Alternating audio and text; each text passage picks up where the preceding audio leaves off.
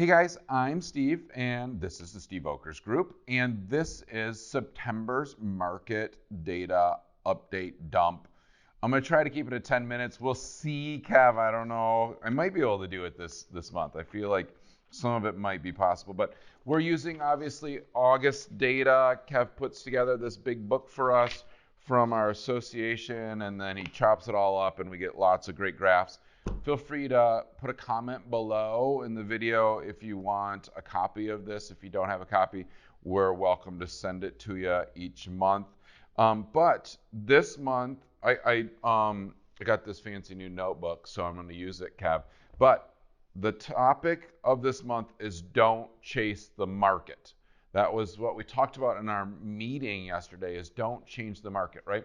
So when you're meeting with a financial advisor, they often will tell you, the markets are going to come up, get down and down. And based on when you want to retire, we need to set X amount of money away and don't chase the market, right? Over a 5-year, 10-year, 20-year span, the markets are going to come up and down. And if you pull money out when it's down and up, you're never going to get the long-term return. So that's my thinking right now with the real estate market, is don't chase the market.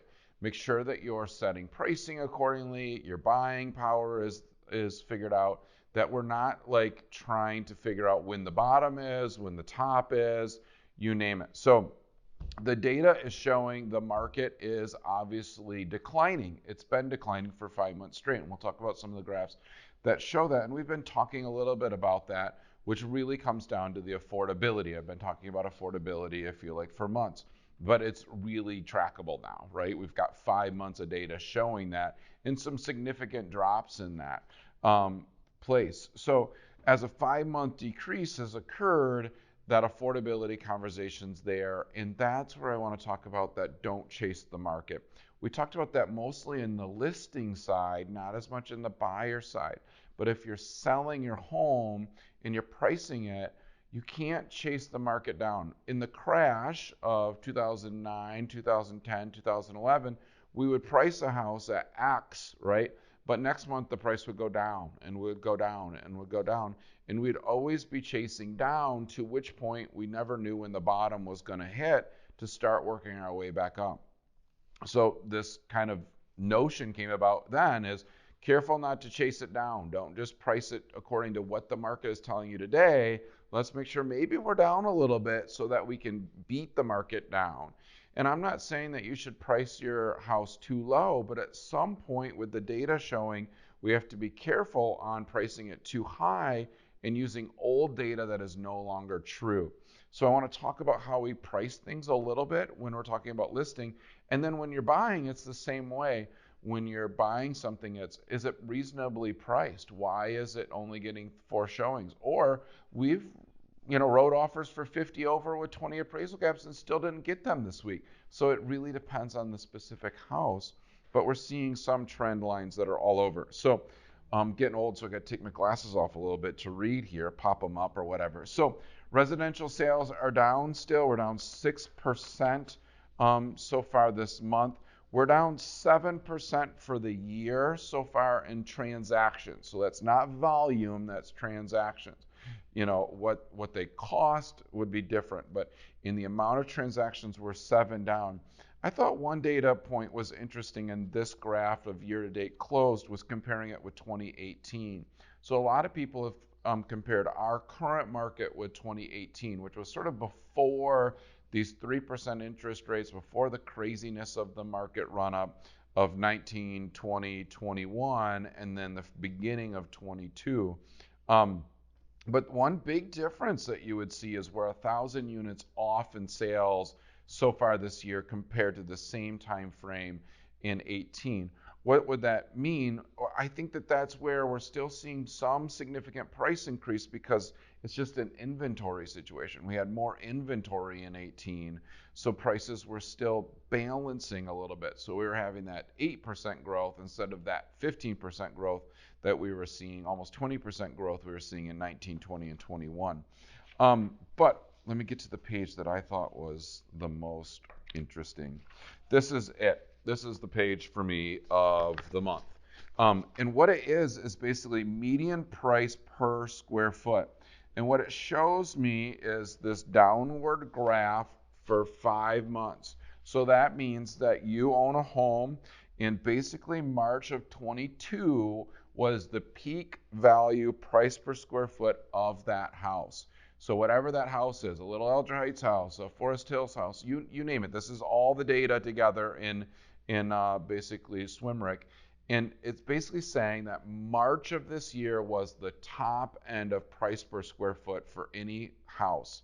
And that's often one of the main drivers of pricing.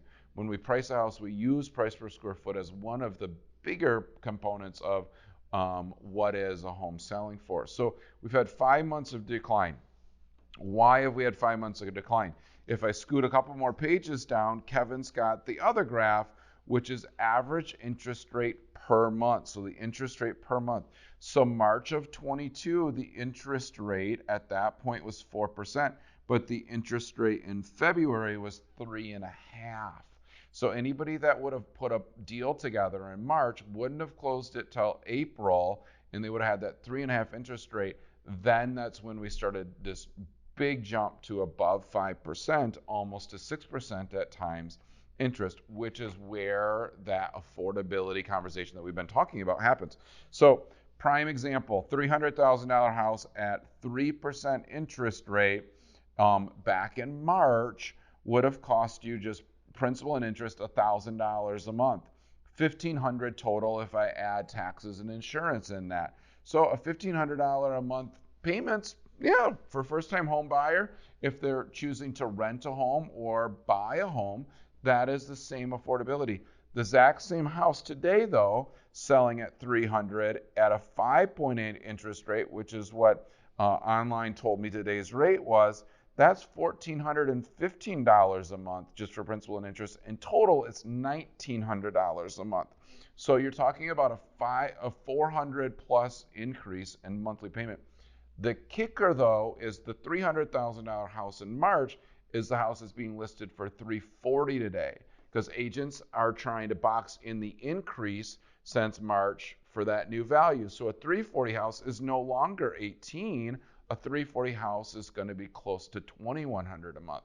Well, that isn't necessarily affordable. $2,100 for the same house that would have been $1,500. So what is that, Kev? $700 more a month for the exact same house.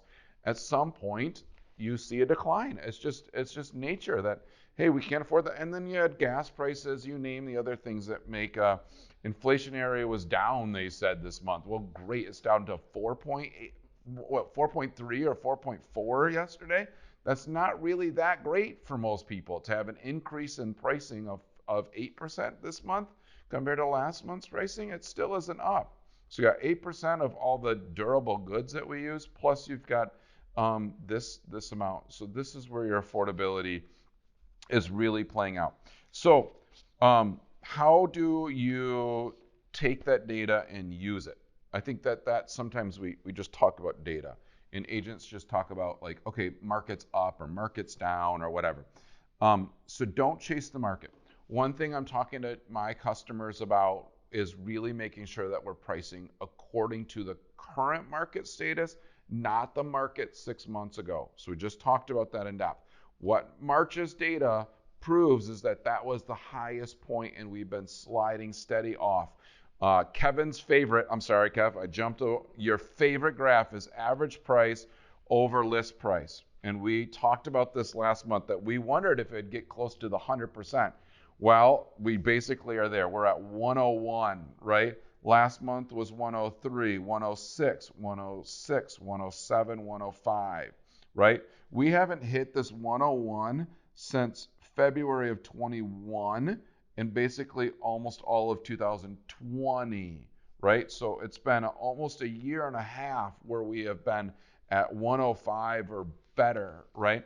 Now 101 is the number at the time it's current price to what it got. That doesn't mean all the price drops, right? So we have price drops plus it's only getting 1% above list price. So just be careful. So what are we doing? We're using a shorter amount of data. right? And we did this in the crash too.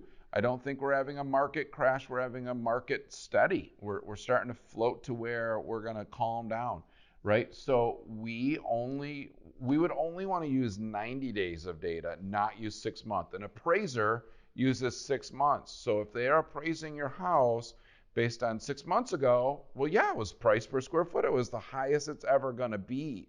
But if they're starting to use appraisals that are only 90 days or shorter windows, which they don't have to right now, they can use 6 months of data. But we have to be careful because the buyer's mindset is the 90 days, not the 6 months, right? And so if you're pricing the house based on this March's sales, which is very normal for an agent to use, right?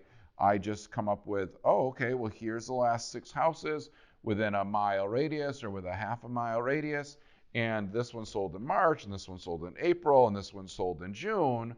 Well, that data is almost too old right now. Or we have to just determine what is the percentage off. Maybe we're using this average list price to sale price and saying, okay, well, in March we were at the highest, which was 107% above list price. So what was their original list price? And then we only want to add 1% to that list price. We don't want to add the 7%, or we need to take the 7% off, right?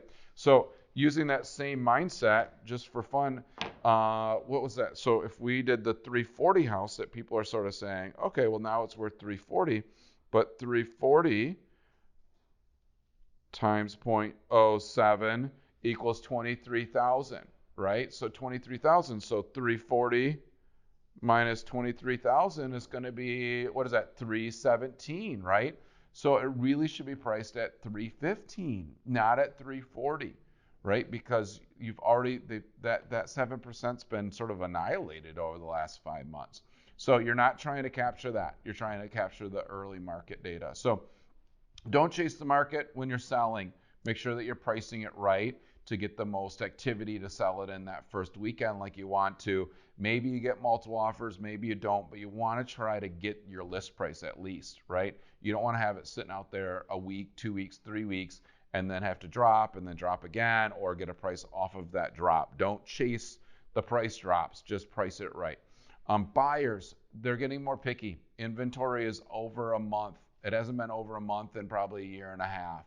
So the buyers are starting to say, no, I'm going to keep my eye out. I like that house. I'd like to buy said house, but I think I could wait it out for a week to see if there's a price drop, or wait it out for the other house on the market that comes this week that might be actually pricing, not chasing the market, and they're beating that other house that just listed. So if you're that 340 house and your neighbor lists at 310 and you think they're undercutting the market, they're actually being smart. And they're actually going to sell their house at 310, and guess what? Your value just became 310. Yep. So don't chase the market. I hope that this brings you value. I enjoy it every month, and I hope that you are able to stick it out with me, figure out this data. But I'd love to hear your opinion of this data or other data that you're seeing. I've had some lenders sending me their data. It's always fun to compare different industries that are looking at their financial settings, and then how do they incorporate with ours. So this is the real estate update for September using August data. I'm Steve, Kev's behind the camera, and thanks for hanging out with us.